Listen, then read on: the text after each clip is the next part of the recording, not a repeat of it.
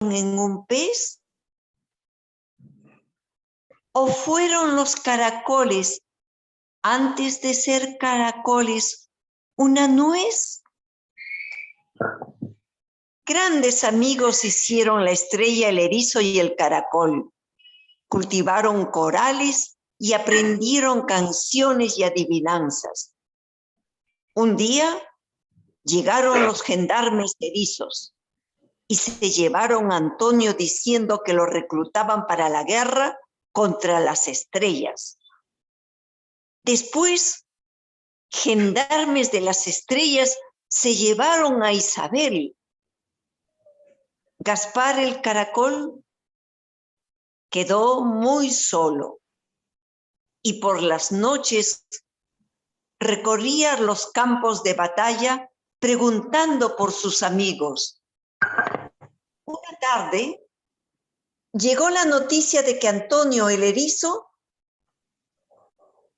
había muerto y el caracol lloró. Cuando pasaron varias semanas, apareció Isabel. Los amigos se abrazaron y quedaron largo rato en silencio. Después hablaron de Antonio. Isabel dijo: pobre Antonio. Y Gaspar: ¿no pudiste hacer nada por él? Y ella: en la guerra nadie puede hacer nada por el enemigo. Y Gaspar: Antonio no era tu enemigo. Y ella: yo no fui quien lo mató. Y él: ¿cómo sabes que tú no fuiste? En la guerra nadie sabe a quién le caen los disparos.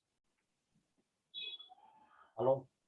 Desde aquella vez, los amigos casi no encontraban palabras para conversar, hasta que un día Isabel se despidió de Gaspar, diciendo que lucharía con todas sus fuerzas para convencer a las estrellas que se volvieran amigas de los erizos.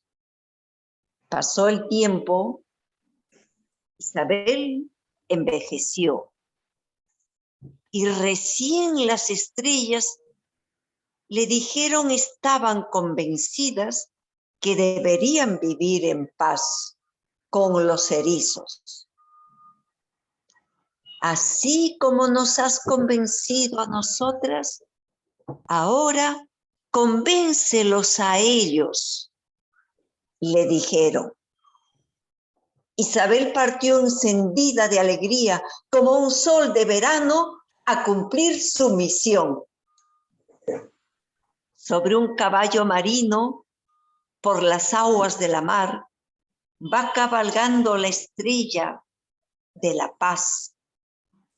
Presa tiene en su granero a la paz un molinero. Arre, caballo marino, contra las aspas gigantes del molino. Jorge Díaz Herrera. El Gracias. cuento La guerra de las estrellas y los erizos del mar. Gracias. Gracias, amiga Mari. Damos la bienvenida a los que se reincorporan a este conversatorio.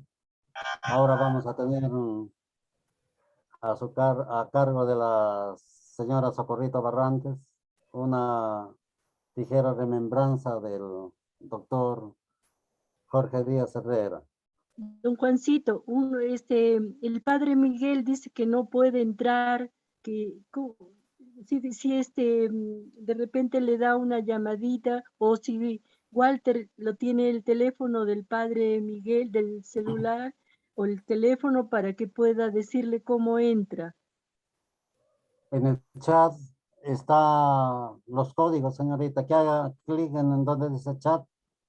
Pero Se activan el los padre códigos. creo que no tiene chat, sino el padre, no sé, dice que él está en su celular, creo. Ah, ¿cómo sería allí? Si de repente Toñito le envía al padre Miguel el link, cómo debe entrar, es bien difícil entrar. Yo no tengo el celular del padre Miguel. Entonces mándele. El padre Miguel es tan caprichoso como Isabel. No quieren dar apertura a la nueva tecnología. Se empeñan en usar telefonitos viejos, teniendo posibilidades de unos buenos. Don Juancito, ¿le puede mandar al padre Miguel la forma de poder entrar fácilmente? Claro. Ya. Entonces hasta eso lo puede pasar ya el PPT. Muy bien.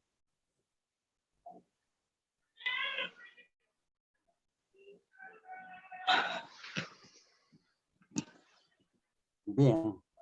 La señora Socorrito va a empezar a dar algunos rasgos biográficos del doctor Jorge Díaz Herrera. Puede proceder, señora Socorrito. Ya. Uno por uno vaya a pasar. El cuento, conversando con el maestro Jorge Díaz Herrera.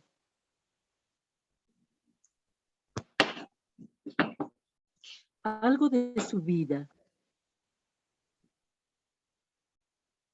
Celendín, husmeando en los recodos más bellos, trajo al mundo a un genial escritor. Sucre, Huacapampa, Guasminorco, Chaquil, células madre, de donde brotó el clavel. Con este librito bello apareció un día Jorge Díaz Herrera. Desde entonces, de lejitos, le echábamos el ojo.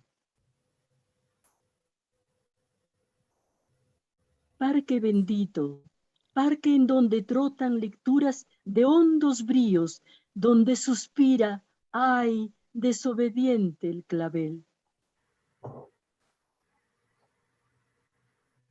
En Celendín nació el clavel, y desde entonces son tantos, hay tantos libros escritos por el clavel. Desde su infancia a la mar partió, mar de Huanchaco, tierra de la libertad. Del barco su capitán juntó lecturas en blancas olas de arena y sal. Y fue docente de Cajamarca, Trujillo, Lima, Iquitos, yendo más lejos por alta mar. Llegó a España, Francia, Inglaterra y los países de nuestra América. Voló muy lejos y en cada puerto de mar, cielo o tierra, mágico lápiz no se cansó, volviendo siempre a su Perú. Cuánta sapiencia investigó, era lluvia de libros frescos, inagotables de su pensar. Cátedras, ferias, encuentros mil, cosecha pura de su sentir. Con los paisanos ya de Trujillo fueron hermanos, generación. Santiago, el buen Santiago, con don Arturo y don González, patas del alma en un zumbido. Ay, Cajamarca, cómo le quiere, cómo recuerda de sus visitas, puertas abiertas a su grandeza, a su ternura de excelsa pluma. Será su nido, será su casa, donde él nos cuenta cuentos de cuentos en la ceguera de sus alforjas.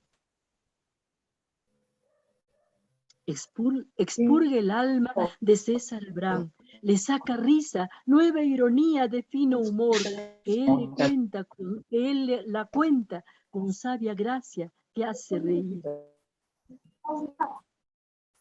La vida es bella, es armonía, juego de seda y de emociones, y en aquel trago de fuerte sorbo, una palabra de amistad pura. Los amigos, sal de la tierra, ponen sabor a los vientos, color al crepúsculo, fe a nuestros dioses. Jorge, fiel escritor, guardián de libros, pureza lírica, pasión fecunda, nutricia creación. Esa vieja costumbre de soñar, de imaginar, de observar, poner en legible tinta lo que canta el cuerpo y el alma. Gracias, maestro. Gracias, amigo, por regalarnos esta noche de luceros y demonios, de cuentos y de ángeles al borde de una madrugada eterna. Gracias. Gracias, señora Socorrito. Es una presentación que hace o hizo la señora Socorrito de la Asociación de Literatura Infantil y Juvenil, APRIC Cajamarca.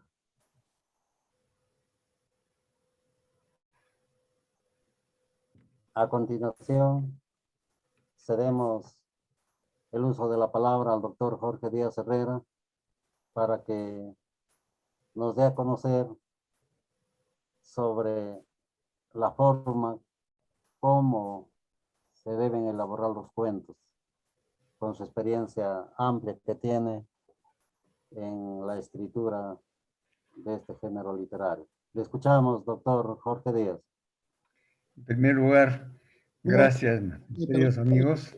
Un momentito antes que empiece, por favor, un momentito, hacer una advertencia. Todos los que no hablan, no participan, por favor, sus micros desactivarlos, porque si no va a haber interferencia cuando el ponente está hablando. Cuando quieran hablar, se les da la palabra, entonces activan nuevamente sus micrófonos, por favor.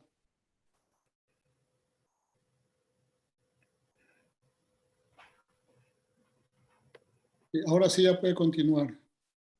Bueno, muchas gracias, queridos amigos.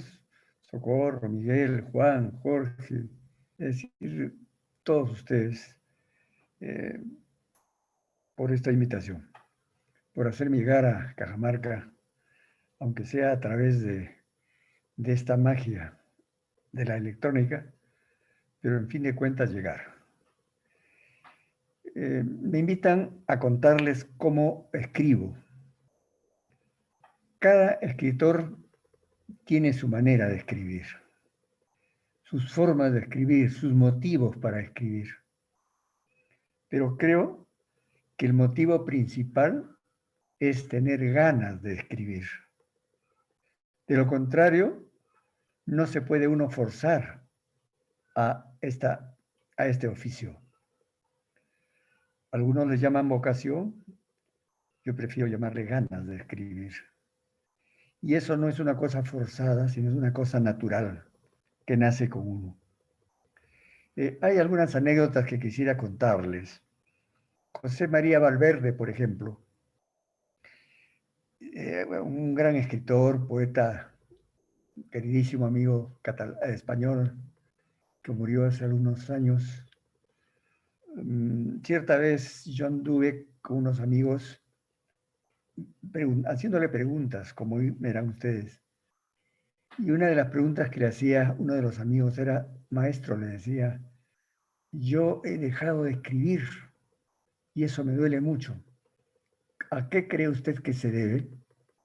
José María Valverde, con su gran sapiencia, poeta muy notable y además de ello enciclopedista, le respondió: es que seguro has dejado de leer. Porque los motivos de la escritura nos da la vida, pero lo alimentan los libros, lo afilan los libros. Lo que tú lees es el ejercicio para que luego escribas. y tus propias experiencias son el motivo que vas a escribir. Experiencias no significa solamente lo que a uno le ha sucedido, sino además de ello, lo que uno ha leído, lo que uno ha soñado, lo que uno ha deseado, lo que uno ha visto, lo que incluso ha atestiguado del suceso de otras personas. Es decir, todo lo que se palpa con los sentidos y queda en el recuerdo. Escribir es un oficio singular.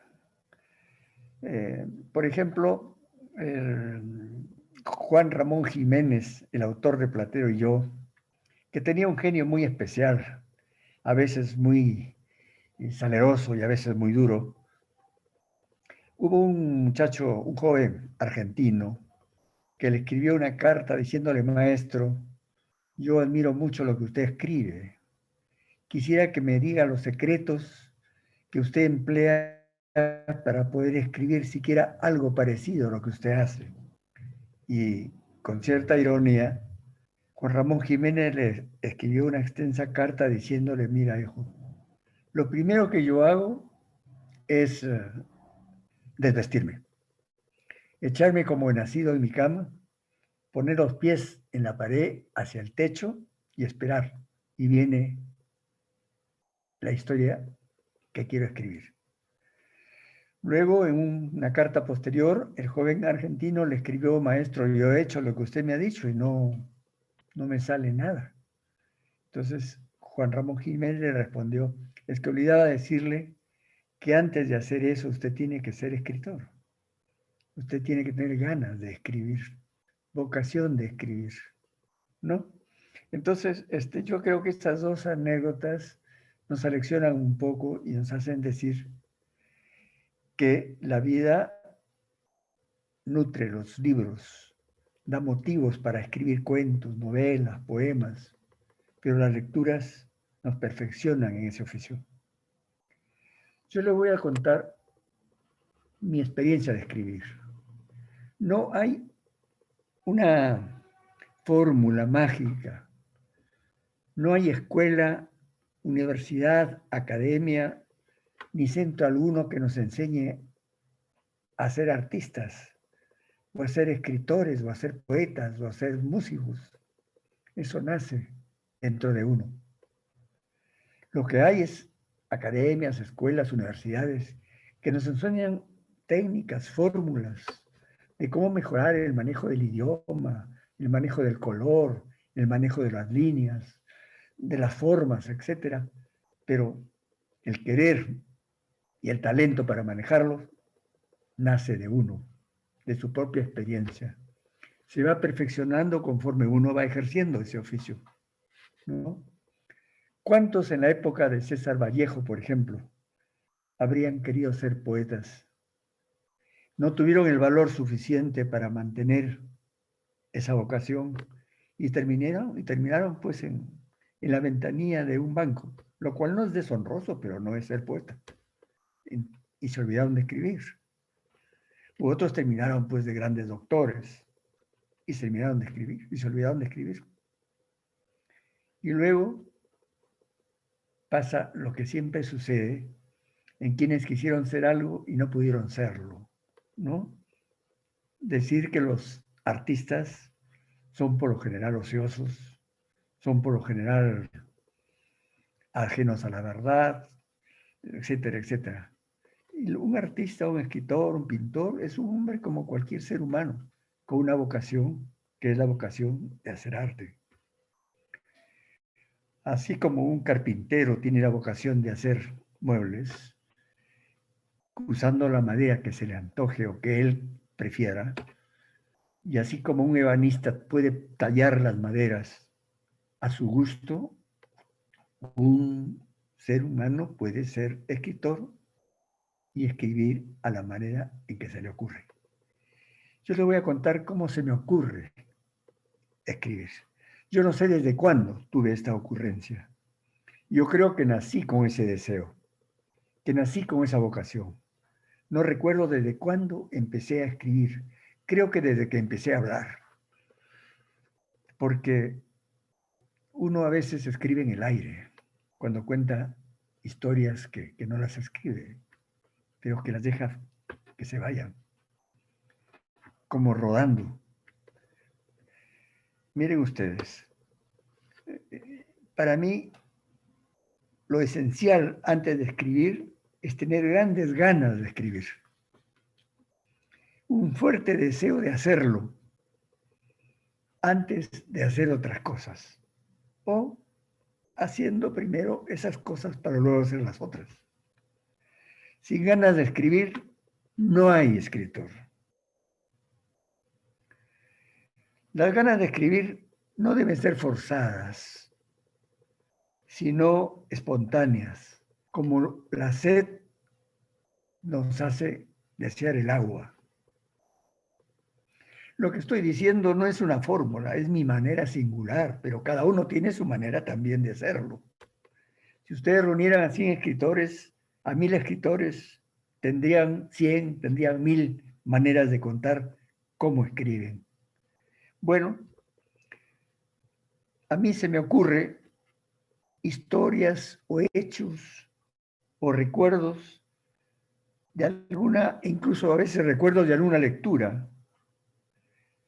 No se crea que tiene que ser en una historia larga, llena de personajes, compleja, ¿no? Un hecho simple, elemental. Por ejemplo, tengo la experiencia o se me presenta el caso de que un hermano mayor, cuando yo era un niño, quería que le compren un canario, porque le gustaba el canto de esta ave. Entonces, pues había que conseguirle ese canario. Y luego, pues vienen una serie de imaginaciones sobre este canario. Yo compro el canario, lo adquiero en un mercado de aves, lo guardo en una jaula oculta para que sea una sorpresa el día de su onomástico. Voy ese día a traer la jaula con el canario para ofrecerle a mi amigo, a mi hermano, y sucede que el canario se ha escapado. Ha huido. Eso es lo que hay que buscar. Un recuerdo, una historia cualquiera, un personaje, un hecho, un sueño, ¿no? Y luego hacerle las preguntas. Muchas preguntas. Por ejemplo, me decido a comprar el canario y comienzo a hacer preguntas, hacerme preguntas, ¿no? Eso, ese hecho que cuento puede ser el argumento. Y un argumento tiene que empezar con preguntas que uno va respondiéndose. Por ejemplo, ¿cómo es mi hermano?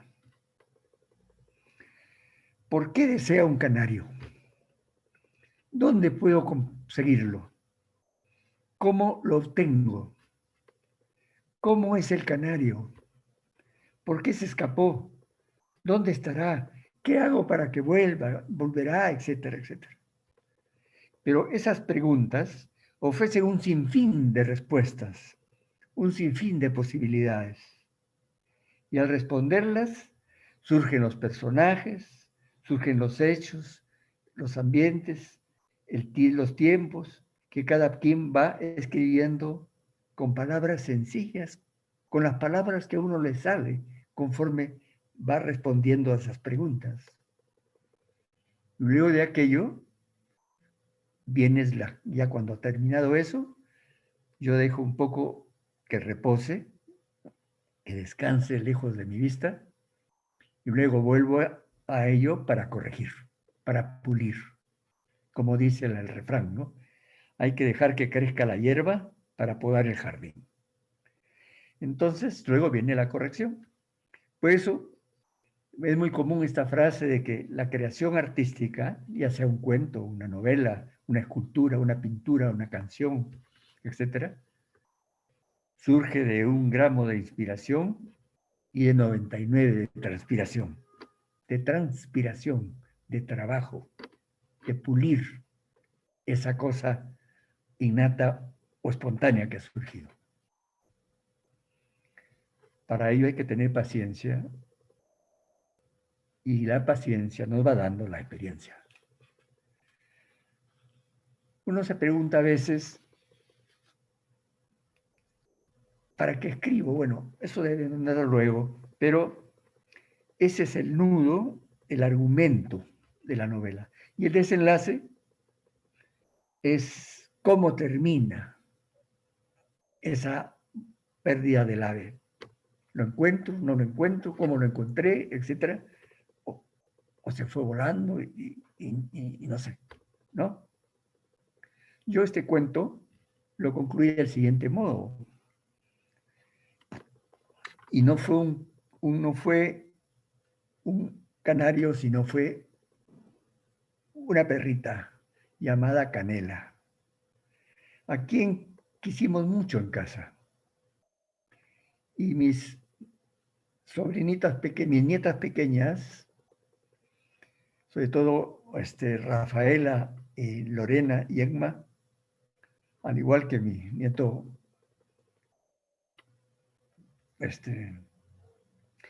me preguntaban, ¿dónde está Canela? Yo no les dije que había fallecido, que había muerto de viejecita, y que un amigo había cavado en mi huerto su tumba y ahí estaba enterrada.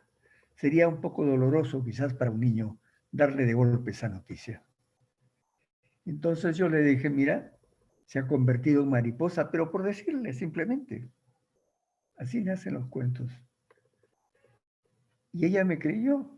Entonces yo seguí, mira, es una mariposita que viene por las tardes. Entonces ella venía por las tardes a visitarme y a preguntarme si está la mariposa. Hasta que poco a poco ella se fue olvidando y convirtiendo su deseo ya no en ver a Canela, sino a las mariposas. Y yo le dije que Canela estaba en el infinito y que ladraba hoy en todos los perros del mundo. En todos los ladridos estaba el ladrido de Canela. Y de ese modo, creo que mis nietos empezaron a amar mucho a todos los perros del mundo. Yo siempre persigo no una moraleja a lo antiguo, sino un mensaje estético. Yo creo que el arte que no eleva la naturaleza humana es un disparate, ¿no? El arte tiene que elevar la naturaleza humana, me digo yo. Tiene que hacernos más de lo que somos. Y lo contrario, ¿para qué sirve? ¿No? Claro, que ya un excesivo afán de convertir al arte en una enseñanza se convierte en un panfleto, ¿no? Sin embargo, ha habido épocas como las épocas de Sopo, como esa de época de los griegos, una época muy antigua, de más de 1000 años quizá, en época en la cual se enseñaba con fábulas, las famosas fábulas de Sopo, ¿no? Por ejemplo, esa que dice que una lechera iba con su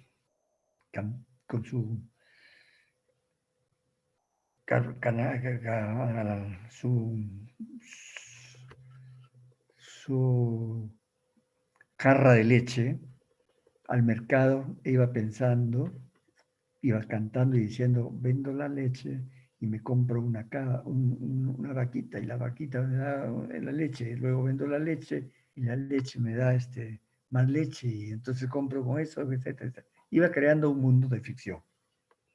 Y al llegar a la puerta del mercado tropieza y se cae en la jarra y se esparce la leche y no consigue nada, ¿no? Entonces, Esopo decía la moraleja, ¿no? Que no se adelante uno a tener lo que aún no tiene pensando que ya lo tiene. Entonces, esas cosas ya creo que son desusadas, pero también valen si es que se lo quiere emplear como un modo de dosificar una lección, ¿no? Pero el arte es espontáneo y el único objetivo, creo yo, es darle rienda suelta a la imaginación. Porque el arte brota del único sitio o espacio que tiene el ser humano para ser completamente libres, para hacer lo que se le da la gana, que es la libertad, que es la libertad de imaginar, que es la imaginación. Donde no existe esa libertad de imaginar, donde no existe esa riqueza de imaginar, no puede surgir nada. Entonces, si allí nos apresamos, si ahí nos ponemos cadenas, nuestra imaginación será mezquina, será todo menos artística. La belleza es despertar las ganas de amar una obra que se presenta a los ojos. Yo nunca he visto el cuadro nunca había visto el cuadro de las Meninas, pero de que lo vi no lo he olvidado jamás, ¿no? Entonces, otra cosa, a veces nos preguntamos, ese hombre no sabe nada de pintura, no sabe nada de música. No se trata de saber. El arte no es sapiencia, el arte es sensibilidad. Al arte se llega por costumbre, ¿no? Aquel que está acostumbrado desde su infancia o de temprana edad o de un momento dado a contemplar cuadros buenos de pintura, se acostumbrará a la buena pintura. Y aquel que está acostumbrado a escuchar buena música, se acostumbrará a la buena música. Y aquel que está acostumbrado a leer buenos libros, se acostumbrará a los buenos libros, ¿no? Y amará el arte, y amará la pintura, y amará la música, y amará la escultura, etc. Y de repente querrá ser eso y será eso también. Un escultor, un músico, un pintor. Pero no hay escuela que te enseñe a ser artista, ¿no? La técnica es un instrumento, pero no es el genio del arte. El genio está en el alma del ser humano, en el interior del ser humano. La técnica es un instrumento que puede usar el talento para realizar su objetivo artístico. Entonces, les cuento esto como una confesión de parte, pero no como una receta, sino como un decir, porque estoy entre amigos y me confieso entre ellos. Por lo demás, pues no quiero que esto sea un monólogo y empecemos las preguntas y la conversación, que ojalá haya motivado esta exposición mía. Le agradecemos, doctor Jorge Díaz Herrera, por esta brillante exposición. Personalmente me ha ilustrado mucho en la forma como se elaboran los cuentos. Bien, ahora pasamos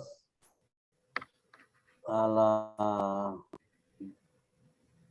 dar el uso de la palabra a los que quieren manifestar algo, preguntar alguna cosa al doctor Jorge Díaz Herrera o aportar sus experiencias personales.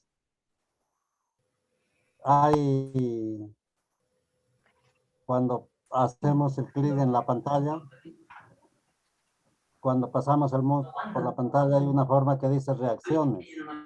Ahí hay uno que dice levantar la mano. Presionamos allí y el doctor Lingam va a ceder el uso de la palabra, ya que yo no le hago nada. Ya está seco, mira, ve, está seco, mira, ve, déjalo ahí, ya ves. Bien. Entonces esperamos. O pueden levantar la mano. Pueden levantar la mano el que desea participar para concederle, o abre su micrófono sencillamente. Señora Socorrito, quizás quiere manifestar algo, que está con su micrófono disponible. Muchísimas gracias, Jorge. Es una noche de honor para nosotros y ojalá quizás contamos también alguna experiencia, sobre todo de los escritores que hacen muchos cuentos como Antonio, Walter, el padre Miguel, ¿no? Mario Oscartegui, ella básicamente es una buena contadora de cuentos, ¿no? Entonces, de repente, Antonio nos cuenta alguna de sus anécdotas. Bien. Activa tu micrófono. Permiso, ¿me concede la palabra? Sí. Sí, Antonio. Ya. Bueno, estimado Jorge, tienes un permanente admirador. Gracias. Y mucho gusto me da cuando a mi correo me envías tus cuentos. Y yo lo primero que hago, de acuerdo a lo que Francisco Basili, un oficial de la UNICEF, decía, hay que ser hipotetopoyéticos para comprender mejor el texto. Y esta habilidad yo la cultivaba de siempre, recién sabía que se llamaba hipotetopoiesis. ¿En qué consiste? En agarrar el escrito y luego imaginar qué vendrá. Pasa el primer párrafo. Ah, no acerté, no vino lo que yo creía. Hipotetiza lo que viene en el segundo párrafo. Al terminar el segundo digo, ah, acerté. Alegría para mí, satisfacción. Y así imagino el final. Y a veces el final no es el que pensé. Con los cuentos de Jorge me sucede que no acierto en los finales. Voy caminando así párrafo por párrafo y al final resulta otro. Por ejemplo, en el último que nos has pasado, Adán. Claro, por Adán me imaginé un varón y mujer en el cuento. Y que había alguien como una serpiente que se metía en esa unión. Sigo leyendo y no era eso. Y el final todavía más sorpresivo es cuando el protagonista, un varón, recibe a sus últimos días abrazado en un árbol al que lo habían derribado una gente sin conciencia. Entonces, mira, Jorge, me cautiva tu prosa. Tu prosa es poética, pero además pertinente.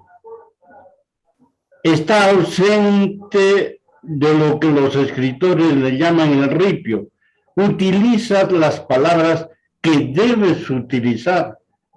La pertinencia del vocablo, la pertinencia de la acción y de la presencia de los personajes y escenarios necesarios. Yo te agradezco que compartas conmigo tus cuentos como lo haces, sigue haciéndolo siempre. Y sería bueno que amplíes y esta noche te comuniquen sus correos para que a ellos les hagas llegar, como en el caso mío, lo que vas produciendo. Felicito a Socorrito por la pertinencia, por la persistencia en que este encuentro salga. Oye, Jorge, yo te digo que ayer, anteayer y hoy, Socorrito estaba que buscaba contactos para enlazarte y no podía. Hemos llamado a Gutenberg Aliaga, a tu amigo del Guauco, tampoco, dice que le dejas entrada, llama a tu teléfono fijo, a tu celular y no le contestas. Considera entonces, mira, nuestras preocupaciones, nuestros anhelos ahora se ven realizados. Felicitaciones, Soquito, muchísimas gracias, Walter, que nos permites alojarnos en tu plataforma Zoom. Y a todos los que están presentes, mis felicitaciones por acompañarnos y mis agradecimientos también. Reitero mi abrazo, Jorge. Gracias. Antonio, muchas gracias. Muy bien, Siempre Antonio. tan amable y generoso. ¿Alguna otra participación? El doctor Lingán tiene... Bueno, Venga, doctor. buenas noches a todos, en especial a don Jorge. Yo lo creía más novelista que cuentista realmente, porque he leído solamente sus novelas y solo un libro de cuentos, que justamente acá lo tengo y que fue publicado en 2008, Las Tentaciones de Don Antonio. Sí, usted mismo ya nos ha dicho que el momento de la inspiración puede ser estallar en cualquier momento, cualquier cosa puede ser, ¿no? Y creo que eso nos sucede a todo lo que escribimos.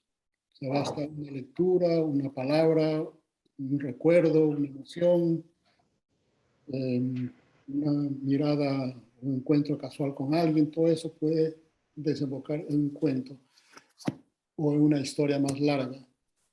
Yo quisiera preguntarle, ¿dónde se siente usted más contento o más tranquilo? ¿Dónde desarrolla más su producción literaria, su creación? ¿En el cuento o en la novela? Bueno, yo he escrito, no sé, creo que a veces, últimamente estoy escribiendo un libro de cuentos que que estoy enviando a los correos de los amigos. Y agradecería que me hagan llegar sus correos para poder hacerles llegar los cuentos. Un libro en la computadora aparece con el nombre de Alforja de Ciego 2, haciendo referencia al primer libro de cuentos que publiqué, Alforja de Ciego, ¿no?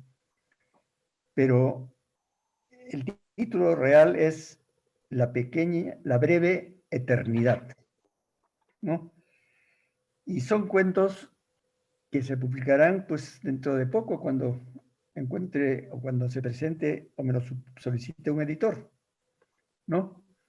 Pero que ya están siendo pues conocidos por los amigos a quienes se los remito. Y actualmente me siento mucho más satisfecho escribiendo cuentos, pero donde me he sentido siempre satisfecho es escribiendo. A veces teatro, a veces cuentos, a veces poemas. Yo creo que yo mismo no puedo explicarme por qué esa diversidad de tendencias en mi vocación.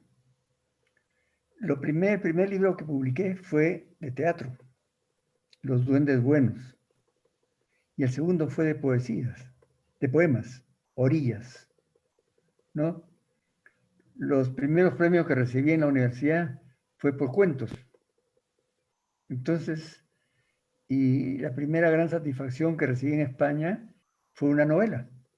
Entonces, y recuerdo con mucha alegría cuando por primera vez se representó, cuando yo tenía pues 20 años, creo, una obra de teatro mía que se llama Los Duendes Buenos. Fue un elenco maravilloso y una representación inolvidable que duró mucho tiempo en cartelera y luego lo he visto representado en muchos lados de Perú, ¿no? Y algunos amigos también lo han llevado fuera del Perú, pero esas son cosas que no me ubican definitivamente, que no me atan a un género. Es una respuesta que yo mismo no sé dármela, pero sé que a veces me hago preguntas, ¿no? Por ejemplo, ¿qué sería de mí si no escribo? Yo, si no escribo, me acabaría, porque es lo único que me da vida real, ¿no? Después me pregunto, ¿para qué escribo? Es una pregunta que siempre me la he hecho. Al principio fue para, pues, conquistar un amor, ¿no? Luego fue para cambiar el mundo. Luego fue para calmar mis nervios. Y ahora creo que escribo para hacer dudar, contagiando mis propias dudas. Porque lo que escribo no tiene un fin cerrado. Yo he observado en mis libros después de publicados, ¿no? Que no son unas historias cerradas, sino abiertas, en la cual el lector puede quedarse dudando de cuál es el fin. Y creo que escribo para hacer dudar y contagiar mis propias dudas. Y uno puede hacer dudar pues, con poesía, con cuento, con novela, con teatro. Incluso he escrito algunas letras de canciones que he tenido el gusto de escucharlas a algunos amigos. Y he visto también unas obras de unos poemas míos teatralizados en el cine, significados en la pantalla, como Clavel desobediente, como El caballo de los dos nombres, uno en el Perú por un uruguayo, Teófilo Huerta Tournier, y otro en La Habana, El caballo de los nombres. En fin, me siento bien así. Y no quiero cerrarme las puertas a ninguna forma de escribir. También hago periodismo. Hay un consejo que una vez me dio este gran amigo mío, Ciro Alegría, ¿no? Yo era muy jovencito y tuve la suerte de ser amigo de Ciro porque yo era a su vez amigo de una sobrina de Ciro. Y visitaba la casa de ella, la casa de los Alegría Bazán, en Trujillo, y allí llegaba Ciro porque Ciro fue criado por el señor Constante Bazán Lynch, ¿no? A quien le decía papá. Entonces una vez le digo a Ciro, yo me siento bastante torturado cuando escribo un cuento, pero también cuando escribo un artículo periodístico. Y él me dijo, mira Jorge, me dijo, el día que sepas diferenciar cuando escribes para ganarte la vida y cuando escribes para ganarte la gloria, vas a escribir un poema, un cuento, una novela con mucha satisfacción y vas a escribir también un artículo periodístico con menos tensión y saber qué es para ganarse la vida. Saber que un artículo periodístico se acaba mañana, ¿no? Entonces, esa lección la llevo siempre conmigo y pongo el empeño de escribir en lo que escribo de acuerdo al valor de lo que yo siento que vale lo que escribo, ¿no? Todos quisiéramos que nunca nos olvide nadie. Y creo que los artistas hacen eso pensando siempre en ser recordados. En fin, eso no lo sabemos. El tiempo, que es el juez más implacable, el que no acepta sobornos ni cosas por el estilo, es el único que dicta sentencia, ¿no? Yo recuerdo, por ejemplo, que en Panamá una vez estábamos en un encuentro celebrando el centenario de Darío. Y hubo un inoportuno de esos que nunca faltan. No diré su nacionalidad para no generalizarlo, para no caer en generalizaciones, que pidió la palabra y dijo, che, pero ¿por qué estamos celebrando a Darío? ¿No? Si existen muchos poetas más, etcétera, ¿no? Alejandro Romualdo, que estaba presente, se paró fulminante y le dijo, ojalá que el día que tú mueras, al año del día que tú mueras, alguien se acuerde de ti. Hace 100 años, como yo Darío, nos estamos acordando de él, por algo será. Eso estamos celebrando, que haya vencido al tiempo, aún a través de su propia muerte, ¿no? Estas cosas lo cuento porque son cosas que me han alimentado, ¿no? Cosas que me han nutrido y que creo yo que nos nutren a todos, nuestras propias experiencias. Bien, doctor. ¿Alguien más desea participar? Yo. Siga. Buenas noches con todos. ¿Cuánto influyeron las ideas políticas en su formación intelectual? En mi formación intelectual, mucho, pero en mi formación literaria, nada. Yo nunca puse la literatura al servicio de mi opción política. Nunca. Porque creo que la literatura no es un panfleto político. La creación literaria es una creación artística y el arte es libre. El arte no tiene partido, el arte no tiene ubicación temporal ni ideológica, el arte es universal.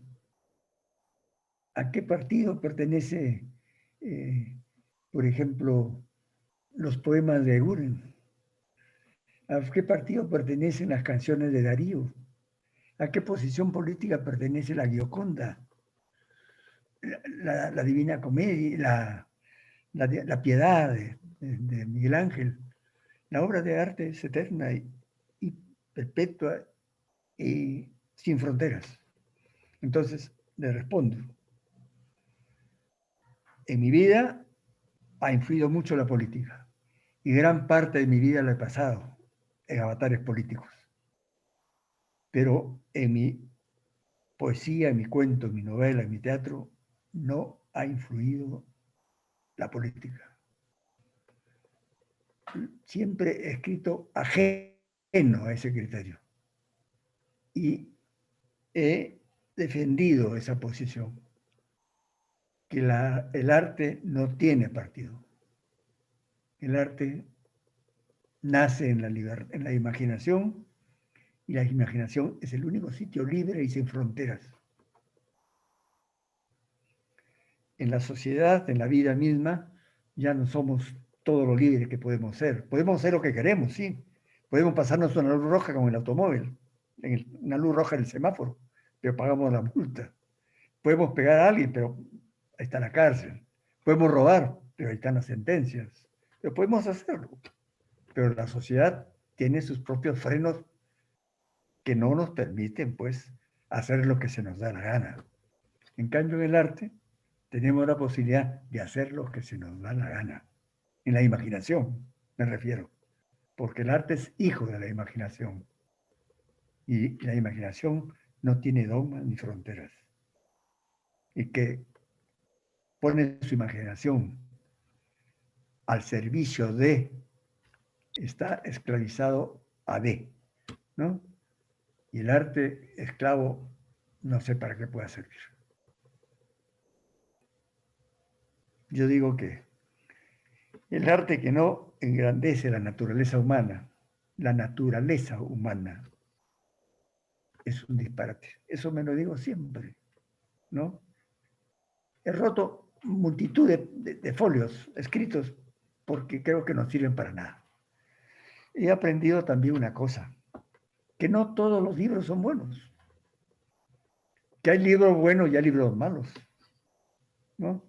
Porque cuando yo estaba en la escuela me decían que todos los libros eran buenos. Y no, hay libros que son malos, que nos hacen daño. Y eso lo he aprendido con la vida, con los años. Yo tengo 80 años ahora. He leído más que lo que he escrito. Y he pensado más que lo que he leído. Y puedo decirles que lo que les digo es sincero. Y es producto de mi propia manera de manejar mi vida. Gracias por la pregunta. Gracias. Padre Miguel. A ver, bueno, muchas gracias, Jorge, por todo lo que nos está, ¿no? Encantado de saludarte. Yo creo que refuerza la experiencia que cada uno tiene. Esto de leer mucho, la imaginación y la importancia de lo que yo llamo la sudoración. Tú has dicho, hay un granito de inspiración y luego el resto es esfuerzo. Yo creo que eso es absolutamente válido. Y luego la libertad y el mundo de la imaginación no tiene límites. Y esto es una cosa que uno piensa en la niñez. Yo me acuerdo cuando yo era niño, me castigaban mucho porque yo veía lo que los idiotas de adultos no veían. Entonces yo era un mentiroso. Yo creo que es importante que sepamos ser mentirosos en nuestra imaginación, que nos permite ver lo que, bueno, lo que en nuestra mente es. Bueno, yo personalmente siento siempre muy feliz cuando estoy escribiendo. Yo creo que es importante que la vida está feliz. Yo siempre cito un texto bíblico, yo he venido para que tengan vida y que la tengan en abundancia. Es lo que dice Jesús y yo creo que el artista, el escritor, tiene la ventaja que puede tener vida en abundancia. Estoy contigo, Miguel. Yo creo que lo que tú haces es un arte de gran categoría. Lo que haces en vida y lo que haces en literatura. Tú eres un sacerdote ejemplar. Muchas gracias. Sí. Yo estoy de acuerdo que el arte se basa en la realidad.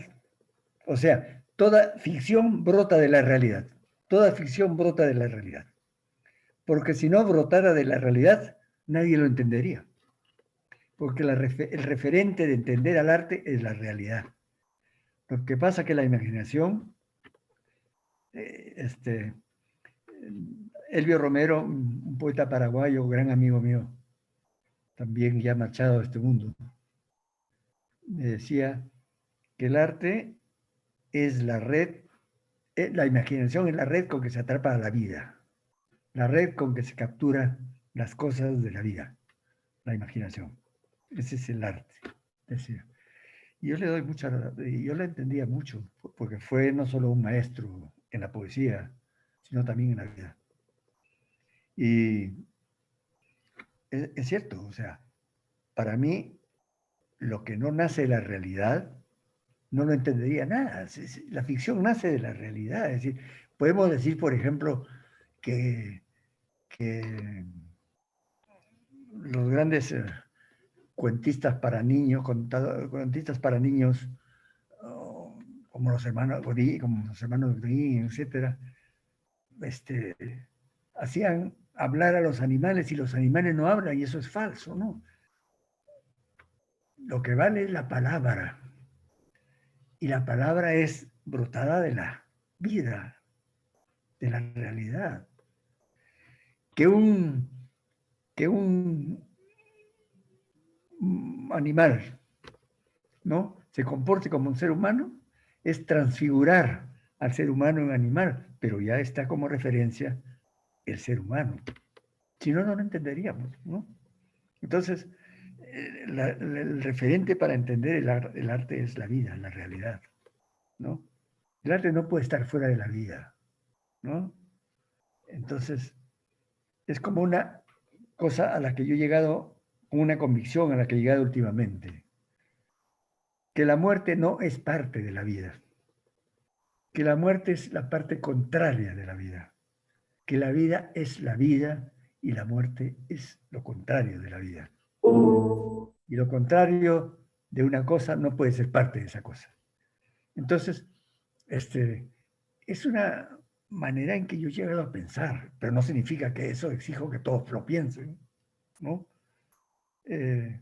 Quizá para alentarme un poco más a no temerle a la muerte ahora que uno está más próximo a ella, pero cada quien va buscando sus refugios mentales para fortalecer su propia existencia, ¿no? O sus propios apoyos para soportar lo que tiene que soportar en esta vida. Por ejemplo, el humor de los amigos de Cajamarca, las cosas que escriben, a mí me gustan mucho, porque aunque yo viví muy poco en Cajamarca, Cajamarca es para mí, como decía en un verso un poeta, que hay instantes que llenan toda una vida, ¿no? Hay instantes que llenan toda una vida, ¿no? Y para mí Cajamarca es eso, un instante de mi vida que ha llenado toda mi vida, ¿no?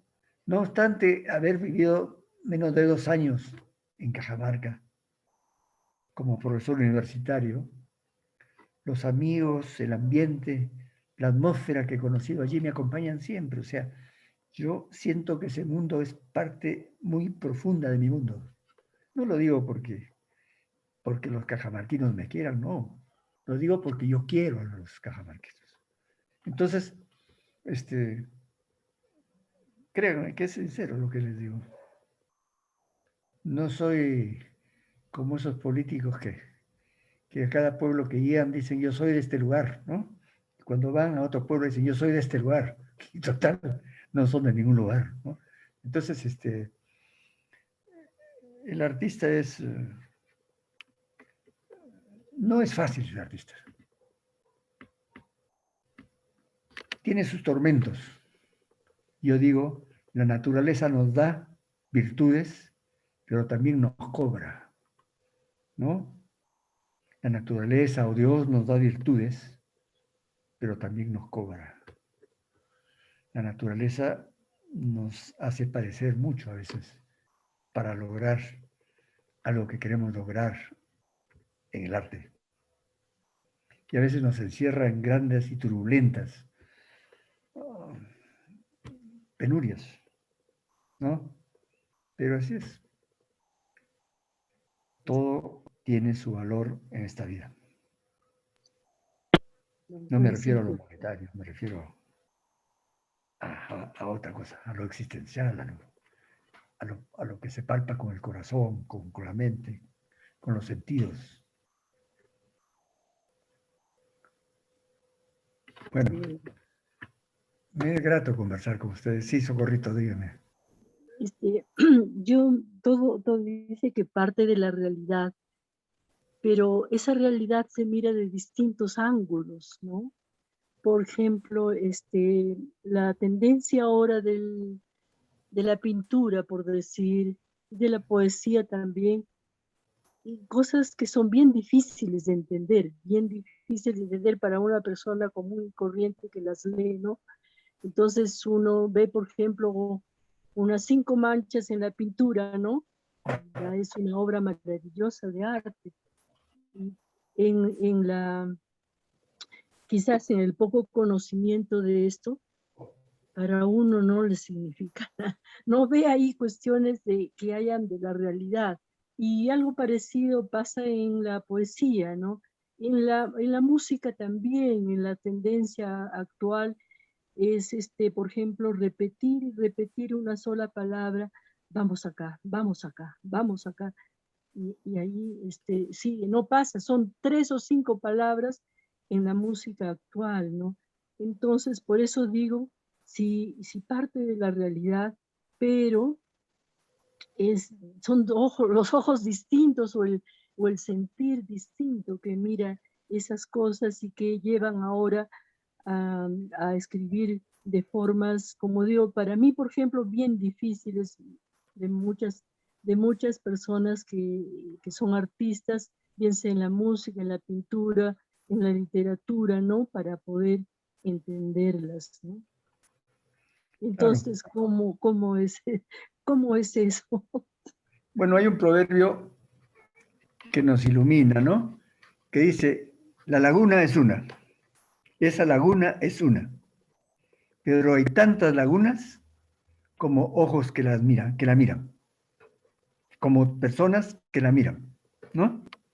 O sea, la realidad es una, pero la verdad son todas las versiones de la realidad.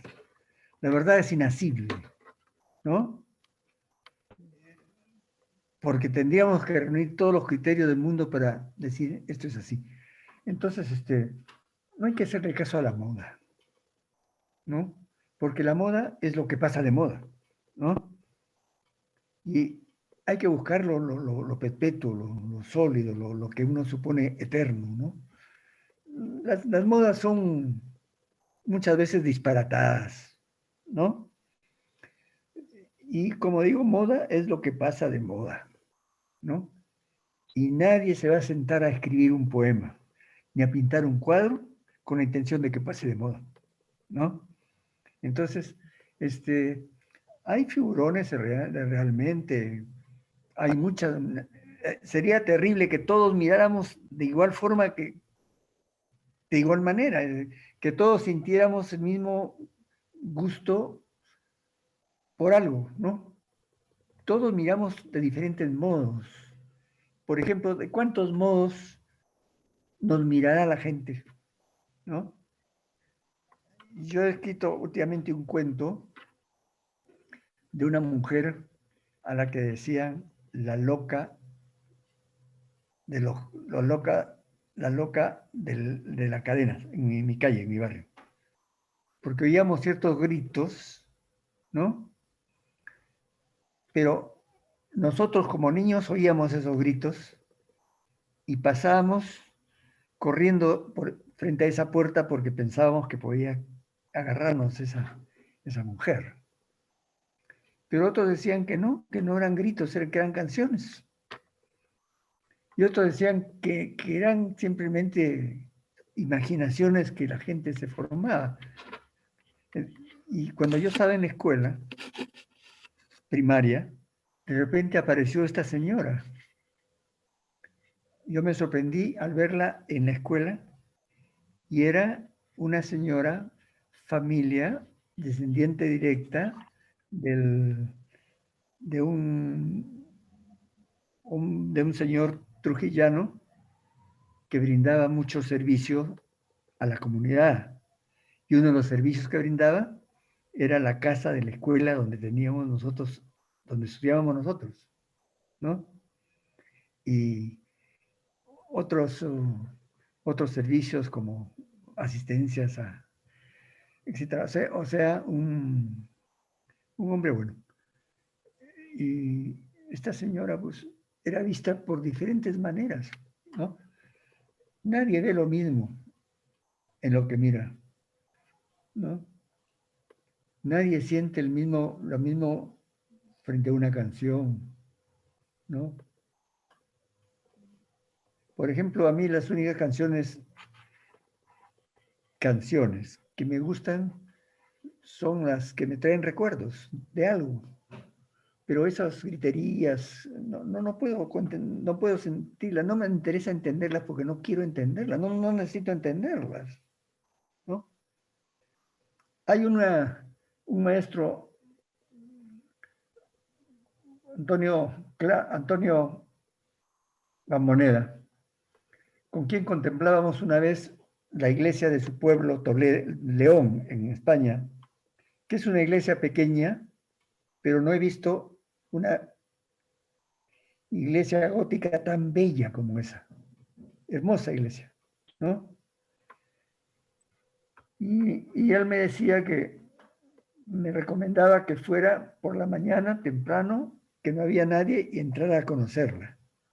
Entonces yo una mañana, él me había invitado a estar en su casa de León durante una temporada, me levanté muy temprano, la iglesia estaba abierta y entré, no había nadie. Era una iglesia gótica, con vitrales, con altos, con altas columnas, ¿no?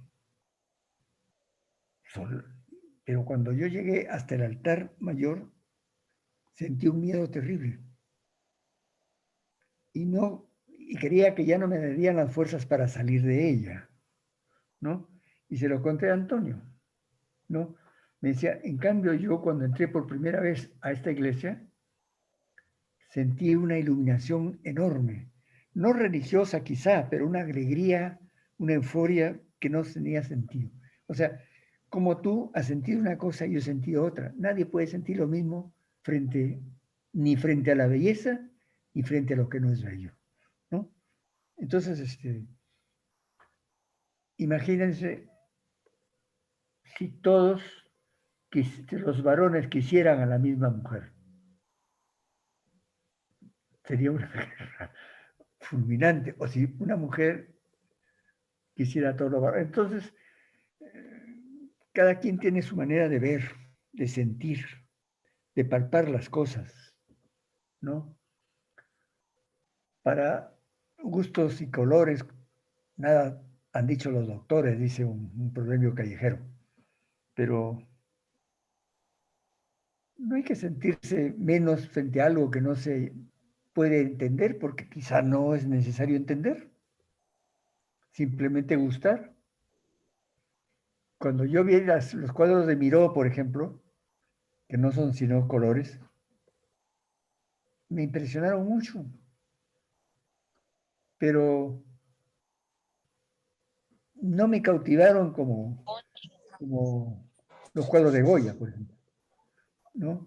Entonces, no es que no me gusten los cuadros de los abstractos o libres figurativos o como le llamen a los de Miró, sino que no es pues quizá mi modo de sentir, ¿no? En cambio, Goya por a veces su gran oscuridad, sus aquelarres, o a veces por sus grandes primaveras, sus veranos hermosos, me apasionan, ¿no? Creo que es el pintor que a mí más me atrae de España. Lo que no significa que sea el único que me gusta. Es decir, España tiene una gran tradición pictórica muy rica. En fin, yo creo, mi querida amiga Socorro, que cada quien tiene su manera de apreciar las cosas.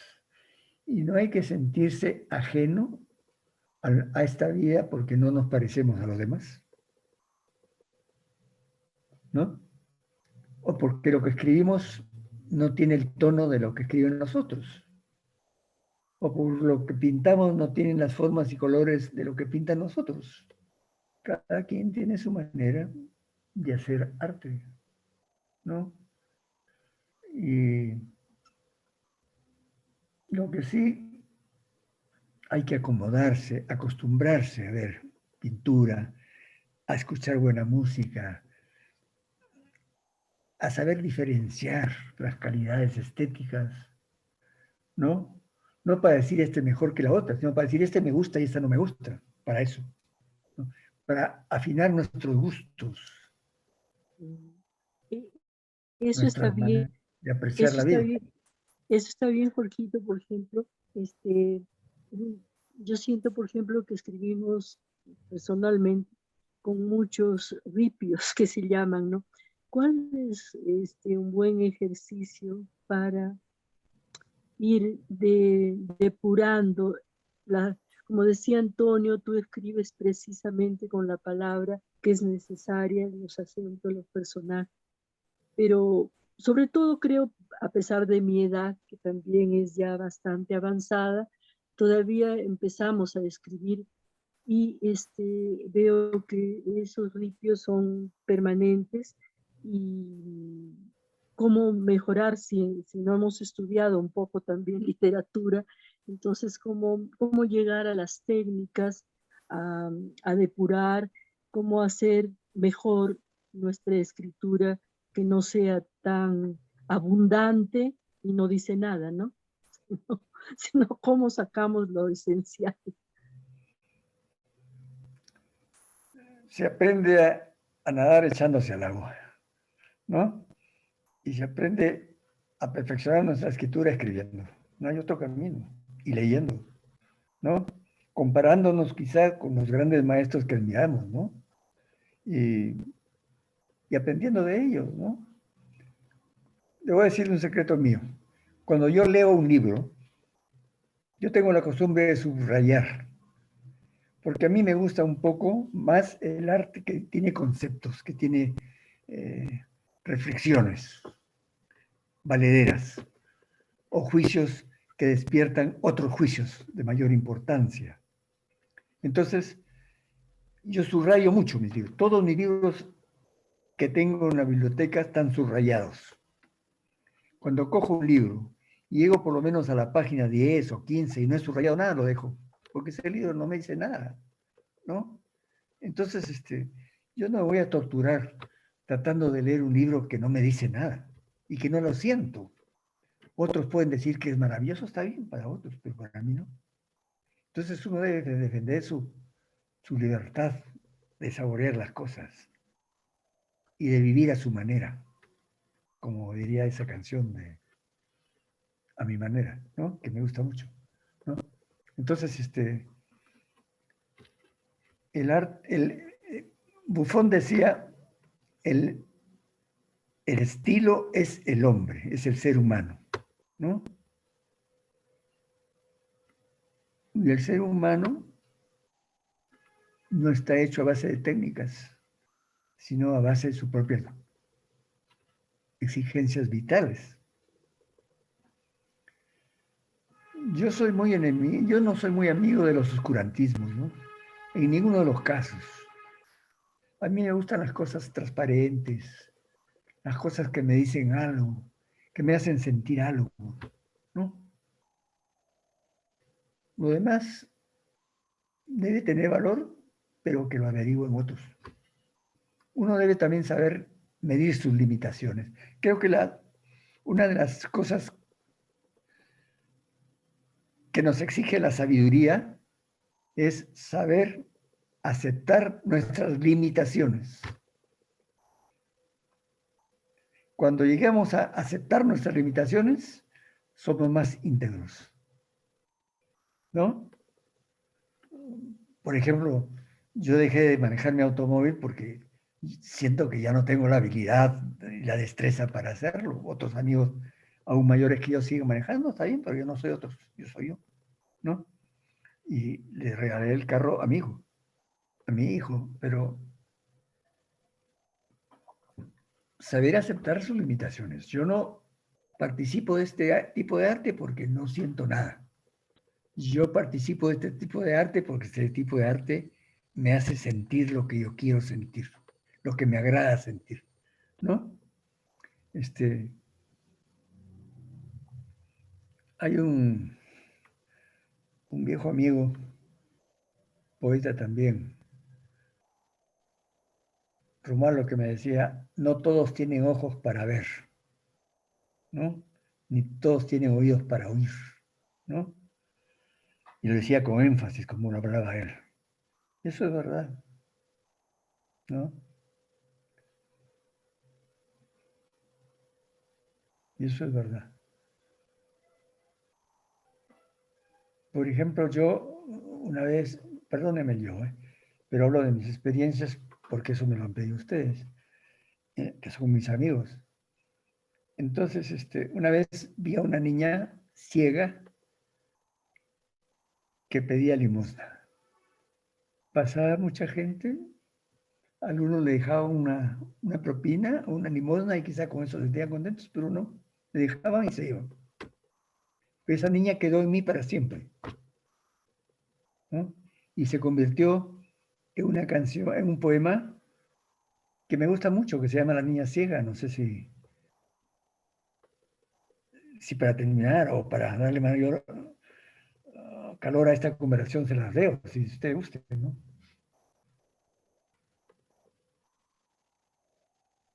Adelante, doctor. Nos gustaría escuchar su lectura. Bueno, creo que la tengo por acá. La niña ciega, dice, ¿no? Todos la miraban, todos la veían. Todos la miraban, pero no todos la veían. Entonces dice, la niña ciega no tiene pena de no ver el sol, porque ella mira hacia adentro de su propio corazón, porque ella mira hacia adentro mientras toca su tambor, mientras toca su tambor. La niña ciega no teme, la niña ciega no teme extraviarse en su andar, porque ella no tiene casa donde llegar. La niña no tiene nombre, la niña no tiene edad, la niña es un cascabel que llena la soledad, que llena la soledad. La tamborera no tiene que dormir para soñar, porque ella misma es un sueño que se ha puesto a caminar. La niña ciega con su tambor que te anuncia los repiques del amor. Por ejemplo, a mí me cautivó esa niña y se convirtió en eso. Pero ese poema, si podemos llamarle así, surgió de mi emoción de ver a esa niña que no todos veían. Así es la vida. Y el artista tiene que ser parte de la vida, no es un ser venido de la estratosfera ni de otro mundo, ¿no? Y hay que respetarse a sí mismo, o sea, yo escribo como quiero escribir, no como quieren que escriba los otros. Si yo fuera pintor, pintara como a mí se me da la gana de pintar. Y no como quisieran que pinte otras personas. Entonces, el artista tiene su propia personalidad, que se llama estilo. Y el estilo es él. ¿No? Así que no hay que atormentarse cuando nos encontramos frente a algo que no nos llena ni nos llega y nos hace creer que no entendemos. No, en el arte no hay que entender, sino hay que sentir. Eso es lo que yo creo.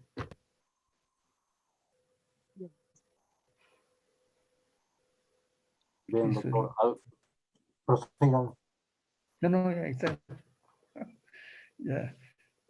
Una Creo que pregunta. me extiendo demasiado. Una pregunta. ¿Cómo surgió su vocación por la literatura y el oficio de escribir?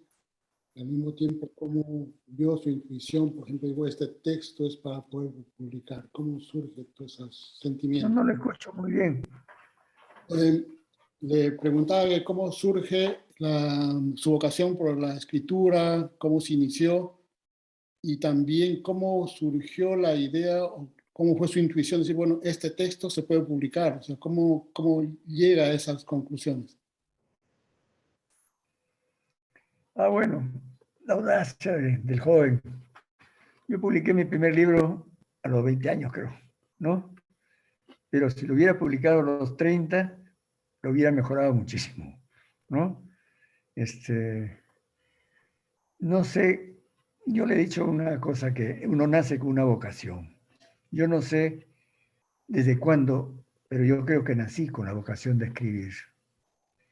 Porque recuerdo cuando era niño y jugaba a las canicas, a las bolitas en mi barrio, me anunciaron que había ganado un concurso el Día de la Madre de una emisora local.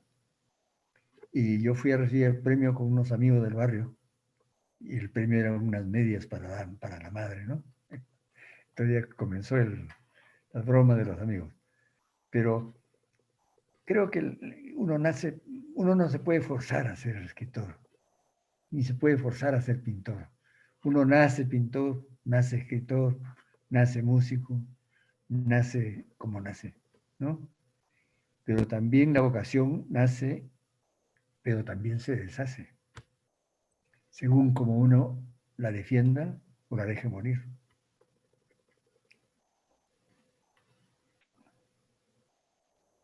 ¿No? ¿No cree usted? Es difícil decir, para mí es difícil expresarme de otro modo. Yo creo que no podía decir nunca cuándo empecé a escribir, ni por qué escribo. Ya he dicho que siento que escribo para hacer dudar, pero esa es una reflexión mayor ya a los 80 años, y viendo todo lo que he escrito. Pero cuando he escrito, lo único que me he propuesto es darle rienda suelta a mi imaginación, recordando hechos que me han sucedido o he visto suceder.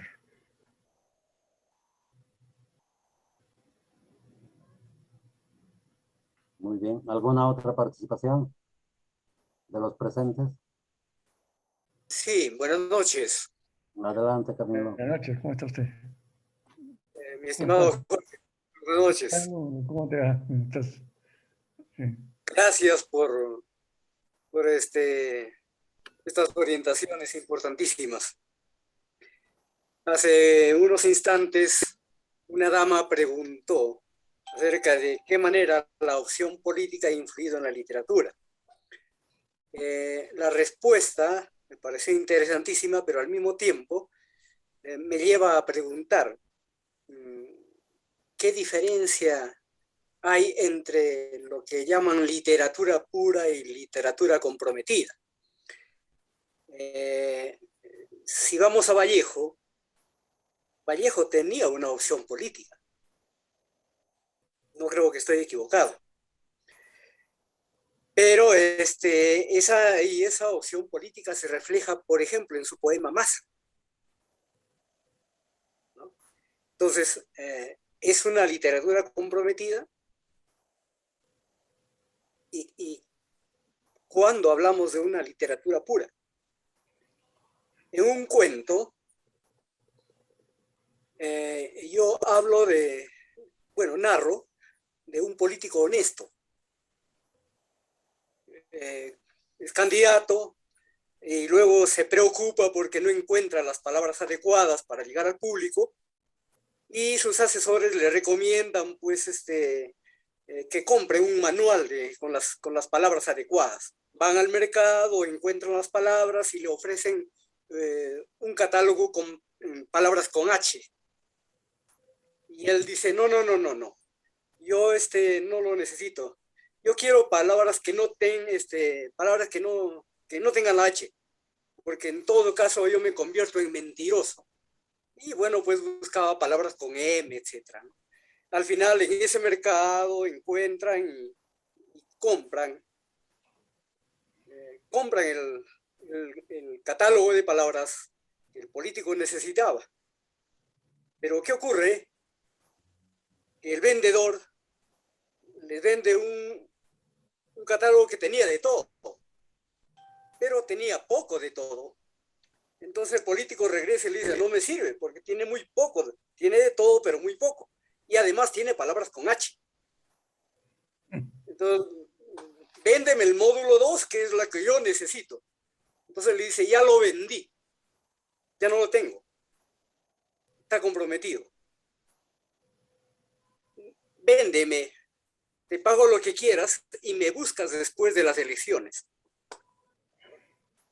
Al escuchar eso, el mercader le dice, sí, no le vende, pero le regala incluso. Y además se afilia a su partido político, ¿no? El cual es toda una fantasía, ¿no? No estoy tocando partidos políticos, pues, reales, ¿no? Sino imaginados. Y ahí termina con la afiliación del comerciante por la oferta que le hace el candidato. Pregunto, ¿es un panfleto? ¿Es literatura comprometida? ¿Ya terminó la pregunta? Sí. Mire, yo tengo un concepto que no existe literatura pura, ¿no? Que es un invento, es una irrealidad, ¿no? Porque todo arte brota de una intención del escritor, o del pintor, o del músico, o del escultor. Y esa intención ya lleva un compromiso, ¿no? Ahora, respecto a que Vallejo jamás fue un panfletario. Claro, Ese poema Masa no es un canto político, es un canto a la gran humanidad. Vienen 2 hombres, nada. 3, nada. 1 millón, nada. Tienen que estar todos los hombres unidos para que florezca la vida, ¿no? Ese es un mensaje estético, no es un mensaje político. Es un mensaje humanístico, ¿no? Entonces, Vallejo fue un hombre que perteneció al Partido Comunista francés y al Partido Comunista Español. Eso es innegable, o sea, él perteneció, pero nunca hizo de su poesía un vocero de los partidos. Cuando Stalin dio la consigna del el culto al proletariado, que los artistas deben escribir tan igual a como el obrero produce acero, ¿no? Y muchos notables escritores y notables pintores, notables por su notabilidad, lo ensalzaron, lo elogiaron y se sumaron a su criterio. Vallejo se opuso. Y Vallejo estableció una gran polémica con el pintor Rivera, porque decía, un poema vale más que un ladrillo, ¿no? Y él era militante comunista, pero no poeta comunista, ¿no? Su poesía es de una gran humanidad universal, ¿no? No es panfletaria, ¿no? Un poema panfletario se encierra en sí mismo y se acaba. Vallejo cada vez es más nuevo, o sea, releer a Vallejo, yo cada vez que lo leo y lo releo y lo releeré encuentro verdades profundas, ¿no?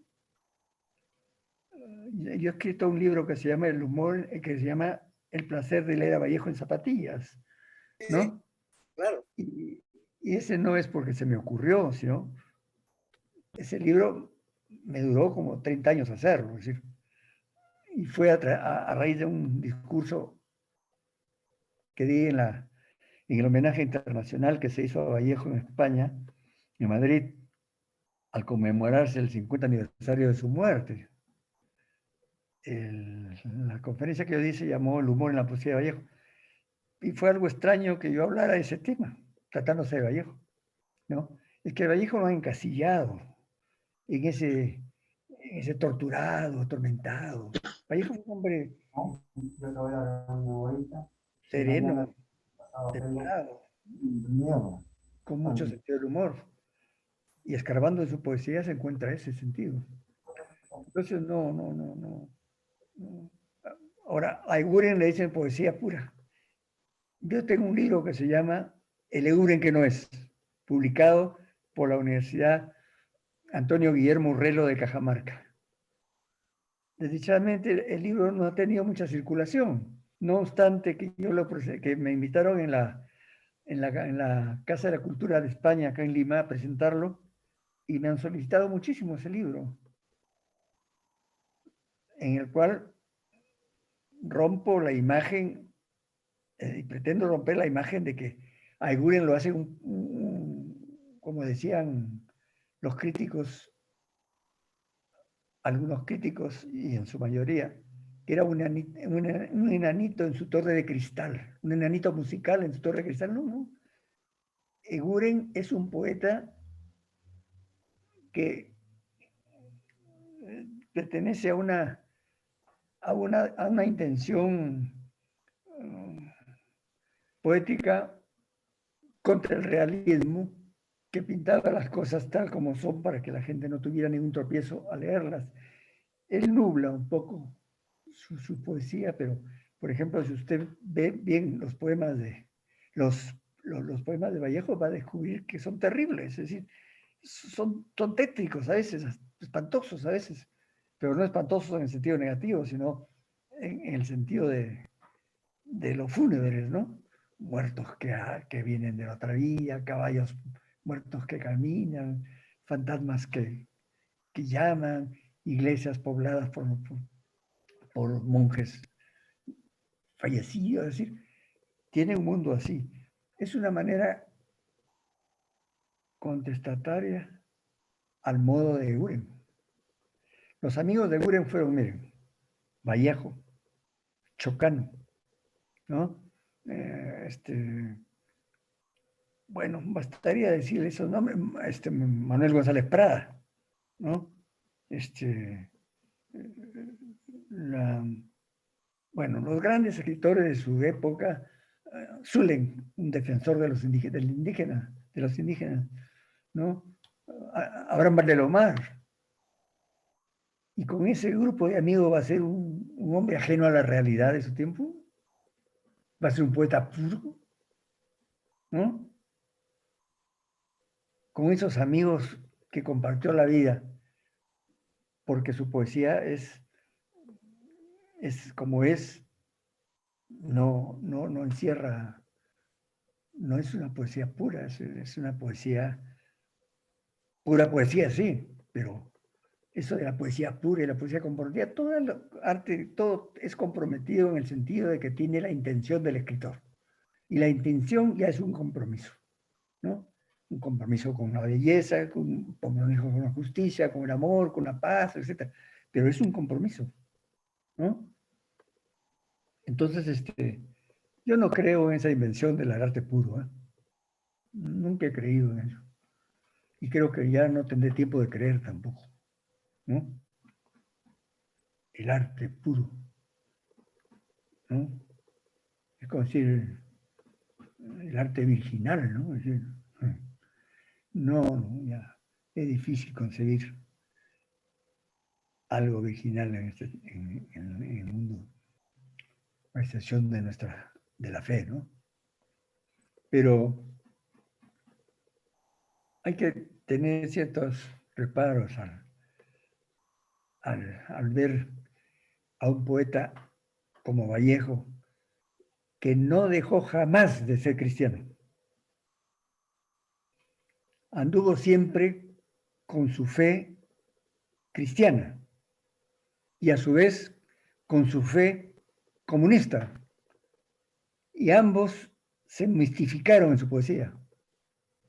Incluso su último libro tiene un nombre bastante cercano al criterio religioso, ¿no? España, aparta de mí este cáliz. Cálices, ¿no? España, aparta de mí este cáliz, ¿no? ¿No? Conversa con Dios, le increpa, ¿no? El hombre sí te sufre, el Dios es él, ¿no? Pero si yo converso con alguien es porque creo en la existencia de ese alguien, ¿no?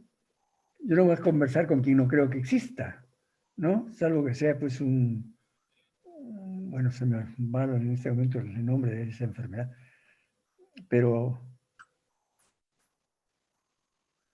Dios mío, ¿no?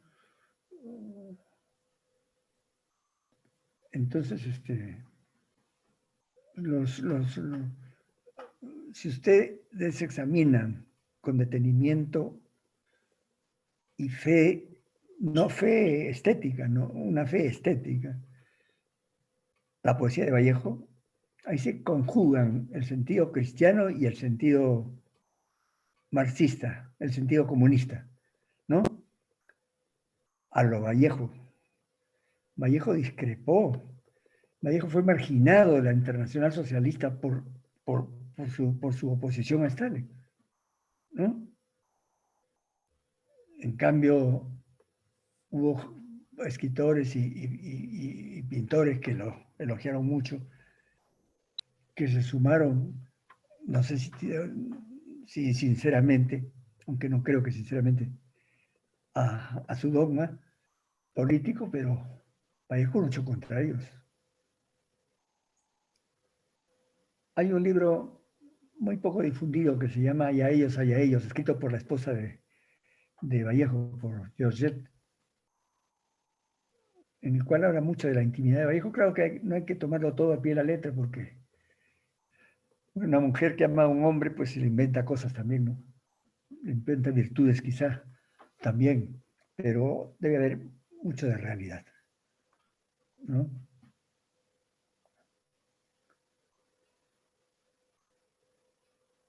Así Bueno, es. don Juancito. Diciéndole lo que yo creo, lo que yo siento, lo que no significa que ustedes deben tomarlo eso como que yo exijo que así se crea o exijo que así se sienta.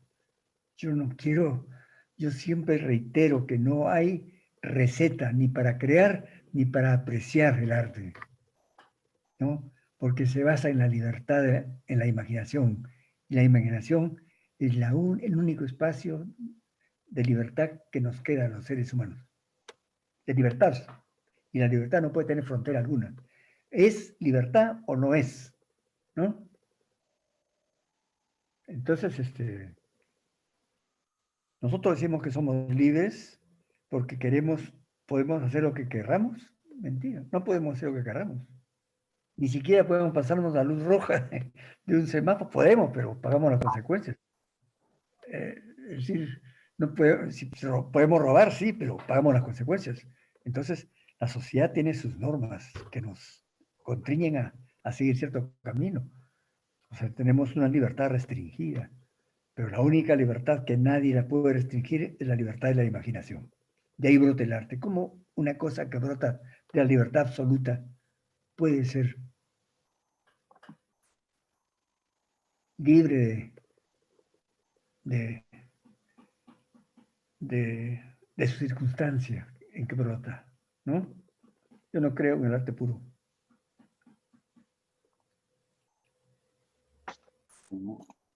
Muy bien. ¿Alguna otra participación? Don Juancito, yo nada más quería ya, porque ya estará cansado, Jorgito, y ya querrá descansar, agradecerle muchísimo, infinitamente, un señor precisamente de Apli nos dijo, bueno, realmente las conferencias, lo que damos, deben ser pagadas. Y Jorgito, nosotros realmente somos escritores, pero no tenemos muchos recursos, porque realmente merecería, como él dice, ¿no? Que los escritores, los artistas también deben ser bien pagados, pero el mayor pago que podemos dar de nuestra gratitud inmensa y a lo mejor que nos has inspirado a mejorar o subir una escalerita en la larga escalera que debemos aspirar, creo yo, para mejorar. Y echarnos a la piscina nos has animado para eso, ¿no? Muchísimas gracias, Jorge. Disculpa que hayamos abusado de repente de tu bondad y como dicen acá en nuestra tierra, Dios te ha de pagar, Jorgito. Seguro que sí. Yo quisiera también que los amigos, como dicen que tus hermosos cuentos que nos llegan, estén en todo lado. Ojalá que nosotros tenemos un espacio que se llama Los Cuentos de la China Linda, entonces a lo mejor ahí hay una amiguita que siempre está alimentando ese blog, una amiga precisamente de la PLI, entonces yo te voy a hacer llegar su correo para que ella también los publique en este blog de APLI, ¿no? Pero los demás amigos también de repente, si les das cómo te hacen llegar sus correos o sus WhatsApp, creo que ¿no? Es el número de teléfono más ahora, entonces sería bueno. También quiero agradecer a Walter Lingán que nos está favoreciendo en estos encuentros literarios que, como digo, creo que a cada uno nos hace bien en lo que uno coge, chapa, ¿no? Y muchas gracias, Walter. Gracias, don Juancito. Bueno. Ahora hemos estado con usted dirigiendo esta reunión.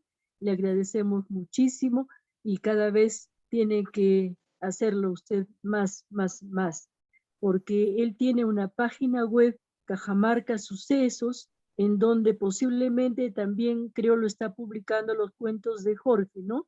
O si no, en todo caso, que también los publique allí, que llega a muchas personas. Un honor.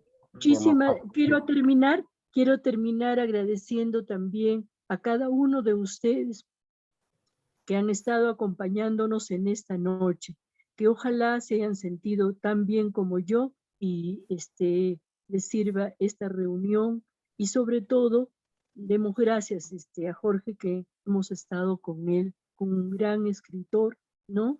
Y que nunca olvidaremos esta noche. Antes de eso ya, si usted quiere hablar y finalmente cerrará agradeciendo a nuestro vicepresidente de la PLIC, nuestro querido amigo que siempre está con nosotros, Antonio Goicoechea. Don Juancito, ¿usted quería decir algo? Cederle la palabra al profesor Antonio. Antonio. Las palabras finales. Ya.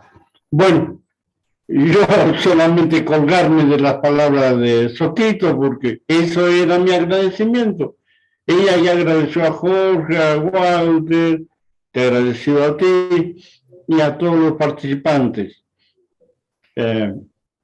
Jorge, quedamos completamente llenos de ti. Mira cuando la Soquito hizo esa presentación en diapositivas tuyas, era una poesía todo. Y tú le has inspirado a ella esa prosa poética. Ahí ves cómo es que estás influyendo en la producción de la Soquito. Quizá algún día también veas nuestros cuentitos que están influenciados por lo que tú dices. Muchísimas gracias a todos. Muchas gracias, Juanito. Gracias, Antonio. Gracias, Socorro. Gracias a todos ustedes, Miguel, Garnet, a todos ustedes, mis queridos amigos. Y me siento muy satisfecho y un gran abrazo. Muy bien. Una feliz noche a todos y gracias por su participación. Gracias, doctor Lingán. Le cedemos la posta para